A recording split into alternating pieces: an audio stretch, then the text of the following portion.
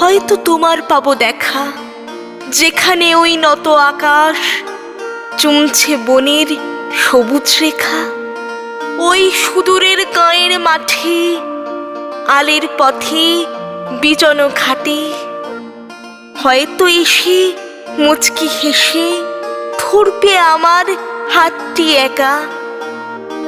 ওই নীরের ওই গহন পারে ঘুমটা হারা তোমার চাওয়া আনলে খবর গোপন দুটি দিক পারে ওই দক্ষিণ হাওয়া।